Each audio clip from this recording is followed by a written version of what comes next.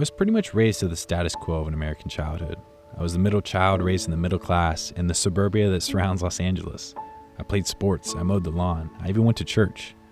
My mom stayed at home with us while my dad worked, and every night like clockwork, my dad would come home and we'd all sit down for dinner at exactly 5:30 p.m. It was as if I was growing up in this picture-perfect family that you see on the sitcoms. Nothing about my childhood was special. It was pretty homogenized, to be truthful.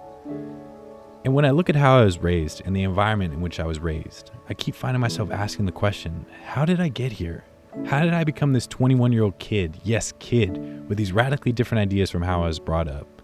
Ideas on how to spend my time and how to live my life. I was a kid whose favorite class was math and who hated creative courses. I would do anything to get out of an art class.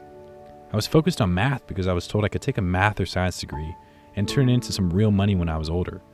I didn't see a point in taking the chance of being that poor writer who sits alone in a room and writes, or that painter who only sells 2 pieces of work while alive.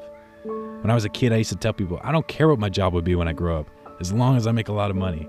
I'll take this math degree and be a garbage man if that enables me to make 6 figures. But then in high school, things changed. I got a job at a cafe making sandwiches for 8 hours a day, and I realized they could not pay me enough money to do this job for the rest of my life. I don't care if this job of making sandwiches enables me to buy an airplane, an Aston Martin, and to somehow convince a beautiful woman to fall in love with me. I don't want it if I have to give up 40 hours of my week for it. But what those 8-hour days of making sandwiches enabled me to do was to think. I was able to allow my mind to drift for 8-hour days while I was working, and at the same time, it put serious cash in my pocket for the first time as a kid. This allowed me to think about my future, and I learned how much it costs to actually earn $1. This was the first time I had the realization that a 9-to-5 would probably not work out so well for me. And at this time in my life, I was very big into Saturday Night Live. I loved the old ones with Adam Sandler and Will Ferrell, and I loved the new ones with Amy Poehler and The Lonely Island. It was one of the highlights of my day to watch that show. I was always blown away by the sketches and acting I saw, so I started to research how these guys got started. And I saw a couple of them took improv classes at this place in Hollywood called the Groundlings. So on a whim, I decided to take an improv class at the Groundlings, a class I paid $300 for. I didn't recognize it at the time, but that intro to improv class changed my life.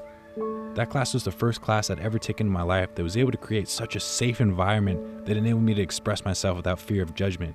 You could say anything in that class or on that stage, and it was going to be okay. And this class released this wild and crazy kid that I had bottled up for years. It unlocked an entire part of my brain that I never thought existed. I thought I wasn't capable of being creative on a level like this, a level I'd only seen in others, never in myself. So even though I had this extremely typical American upbringing, things changed. I found myself. There were a lot of things I didn't agree with when I was being raised, and there still are. But if I could go back, I don't think I would change how I was brought up. Because the Spencer right now, the Spencer who's making this video, doing this voiceover, is the final product thus far. And I have to say, I'm proud of myself, and I'm happy with who I am today. So thank you. Thank you to my parents. Thank you to the suburbia that surrounds Los Angeles for making me who I am today.